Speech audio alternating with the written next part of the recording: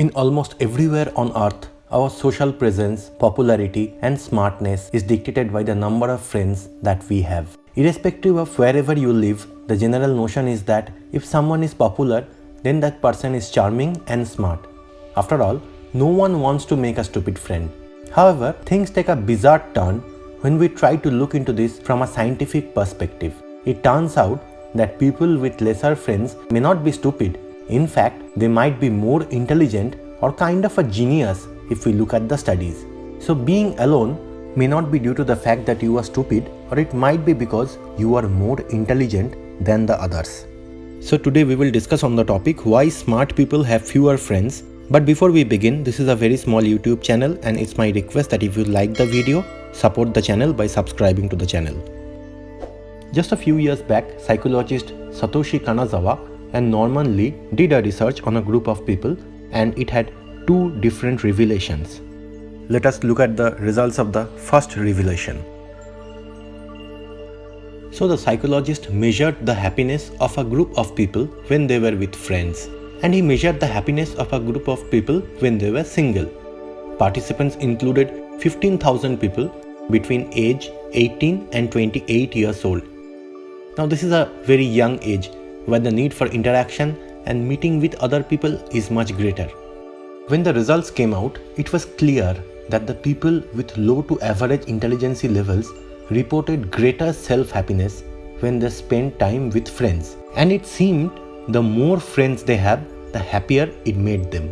As the saying goes, the more the merrier. But astonishingly, the same result showed a complete different perspective when the results were out for those people who were at the higher end of the intelligence spectrum. That people with higher intelligence didn't feel as happy when they were socializing with others. That pleasant sensation of being with other people and meeting new people is not experienced the same by them. Some theorize that intelligent individuals are more skeptical of others and can see through their inherent faults, and so they prefer not to get tangled in their unpredictable friends. The study published by London School of Economics and Singapore Management University revealed that people with a high IQ don't need to interact as much as other people in order to feel good. However, when intelligent people do form friendships, it's mostly for personal gain or simply out of awkwardness or expectancy.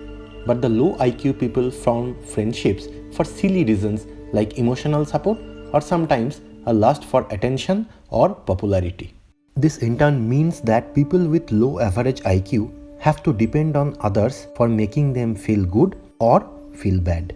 So the study concluded that intelligent people are much more satisfied when they spend time alone. This doesn't mean that they isolate themselves from the world. Of course they interact with people, but only with a close few and familiar people. So what can we learn from this? Intelligent people don't leave their happiness in the hands of others. Intelligent people are much more independent and they enjoy their solitude, and they accept their own challenges without expecting support from anyone else. Now with the first revelation discussed, let's look at the second revelation of that study. The study also tells us that people staying in crowded places like cities are less happy as compared to the people who stay in lesser populated areas like villages, countrysides, or places with lesser footprints. People in cities don't care about meeting other people, but people in lesser densely populated areas may greet you with a smile. This aversion towards human interaction actually intensifies in a predictable and linear manner with increased intelligence. Let's go back in time to history by some years. One of the greatest minds of all time, Nikola Tesla, he was bereft of friends and companionship. He fell in love with a pigeon. He grew fondness of one particular pigeon and wrote this letter about the love of his life.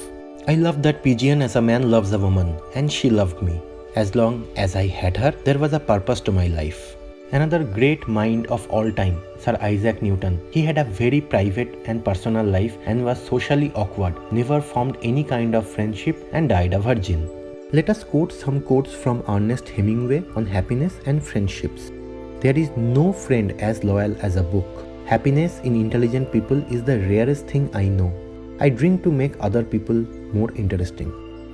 It's not that intelligent people are antisocial. It's just that they are minority of people, so they struggle to find others that share their views about things and accept them for their faults. Let's take another example of Nicolaus Copernicus. He predicted the model of solar system and placed the sun in the center of the solar system rather than the earth.